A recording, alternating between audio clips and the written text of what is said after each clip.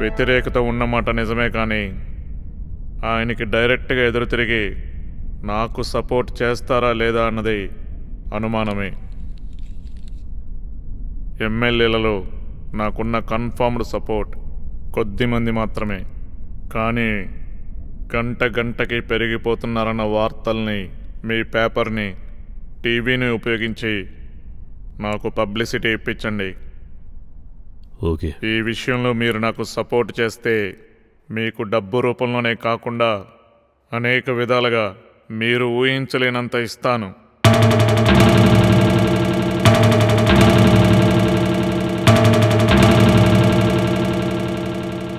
Viceroy hotel లోపల చాలా మంది ఎమ్మెల్యేలు ఉన్నారనే ఉత్కంఠతో ఇంకొంతమంది తటస్థ ఎమ్మెల్యేలు కూడా తమ మనసును మార్చుకొని హోటల్ లోపలికి వెళ్తున్నారని తెలిసింది. ఇలాగే కొనసాగితే నందమూరి తారక రామారావు గారి నుండి ప్రభుత్వం చేతులు మారుతుందని పరిశీలకుల అంచనా. ఇప్పటికే బాబు గారి పక్షాన చాలా మంది ఎమ్మెల్యేలు నిలిచారు. ఇదంతా గమనిస్తున్న ఎన్టీఆర్ పరిస్థితి చేయిదాటక ముందే ఈ సమస్యని పరిష్కరించాలి. బ్రదర్, నా ఎమ్మెల్యేల మీద నాకు నమ్మకం ఉంది. టీవీలో వస్తున్నదంతా ఆ పత్రిక యజమాని, ఆ వంచకుడు కలిసి ప్రజలను మభ్యపెట్టడానికి చేస్తున్న డ్రామా. నా పేరుతో గెలిచిన ఎమ్మెల్యేలు నాకు ద్రోహం చెయ్యరు. అయ్యా, మీకు ద్రోహం చేసే ఆలోచన కన్నా టీవీల్లో పేపర్లో వస్తున్న తప్పుడు ప్రచారంతో నిజంగానే చాలామంది ఎమ్మెల్యేలు వాళ్ళనుకునేది అందరూ బాబు వైపు వెళ్ళిపోతే తాము ఒంటరిగా మిగిలిపోతామన్న భయంతో ఎవరికి వాళ్ళు బాబుతో రహస్యంగా జాయిన్ అవుతున్నట్టు తెలుస్తోంది. ఈ పరిస్థితుల్లో ఎన్టీఆర్ గారు ఏం చేస్తారోనని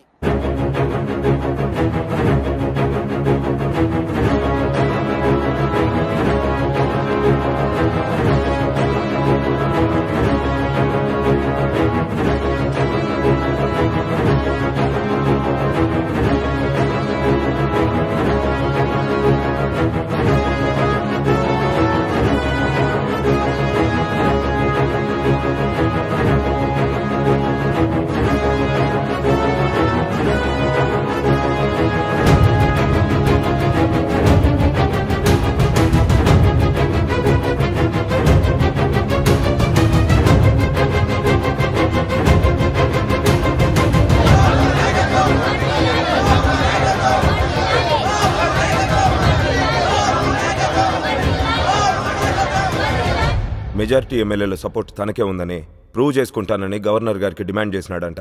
ఆ గవర్నరు తన మెజారిటీ ప్రూవ్ చేసుకోవడానికి ఫ్లోర్ టెస్ట్గా ఆమోదించినారని తెలిసింది.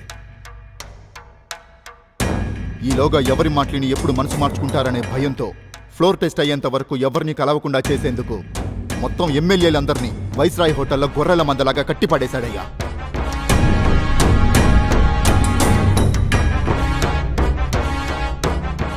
స్వామి, మీరు వెంటనే వెళ్ళాలి. ఎక్కడికి? వైస్రాయ్ హోటల్కి.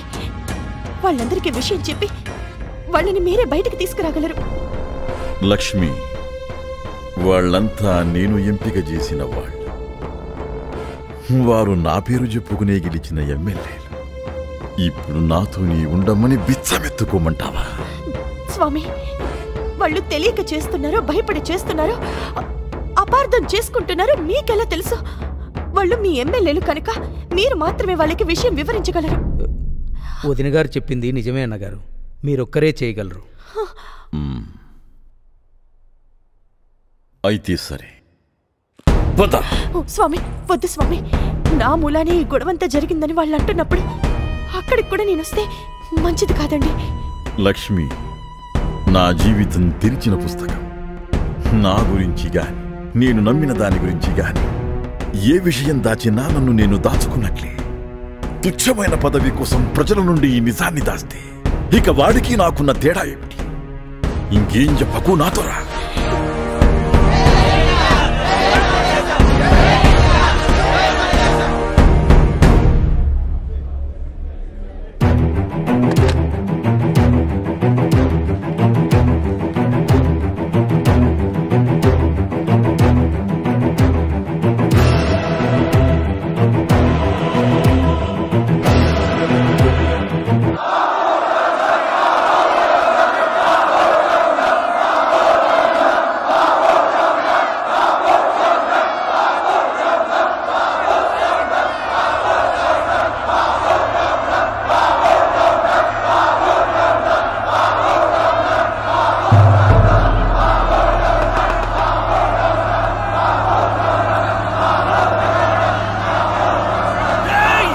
ఉంది ముఖ్యమంత్రి.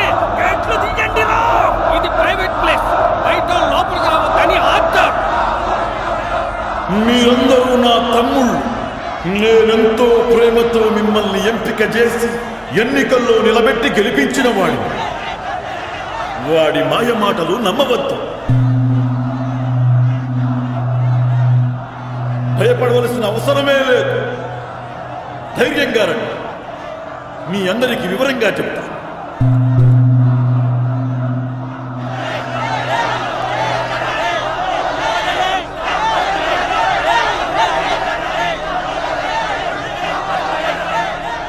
నాకు అన్యాయం చేయడానికి మీకు మనసెలా ఒప్పింది?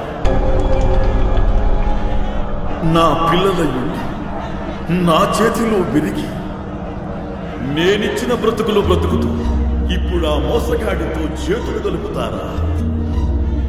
మీరు మీ మనసుల్లోకి ఒక్కసారి చూసుకోండి. మీరు చేస్తున్న ఈ నమ్మక ద్రోహాన్ని చరిత్ర ఎప్పటికీ మర్చిపోదు. ఈ వెన్నుపోటు మిమ్మల్ని ఎప్పటికైనా వెంటాడుతూనే ఉంటుంది.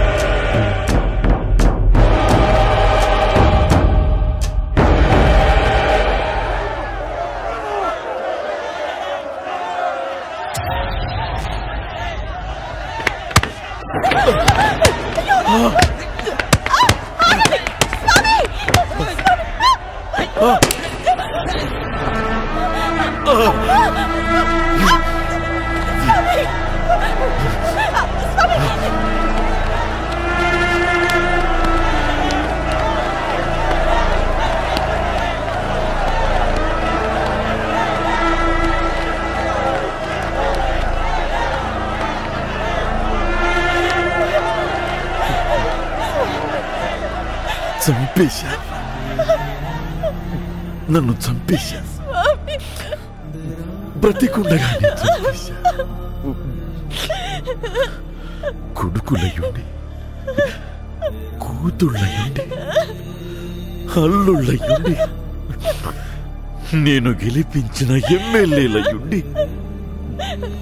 అందరూ కలిసి ఒక్కటే చెప్పులతో కొట్టి చంపేశారు. చెప్పులతో కొట్టి చంపేశారు.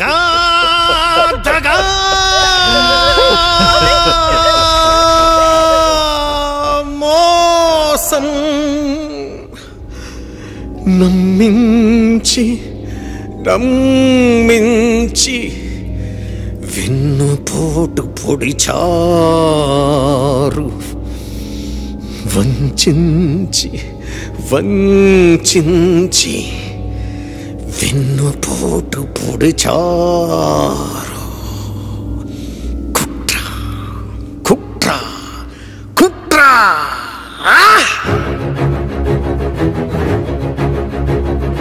పొంచి పొంచి పడగలే ఎత్తి వీళ్ళు కుటిల నీతి విషమునే చిమ్మినారు.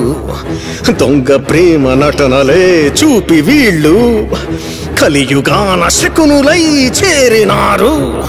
దహించనే దురాగతం క్షమించ సాధ్యమా? కుట్ర కుట్ర కుట్ర.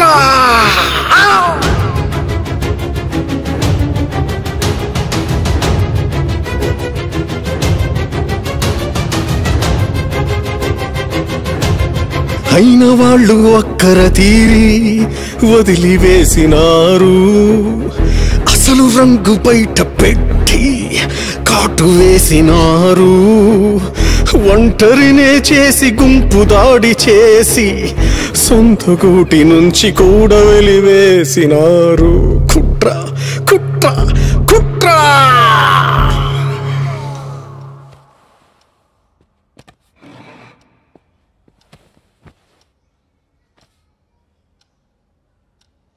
జరిగిన దానికి చాలా బాధగా ఉంది అన్నగారు.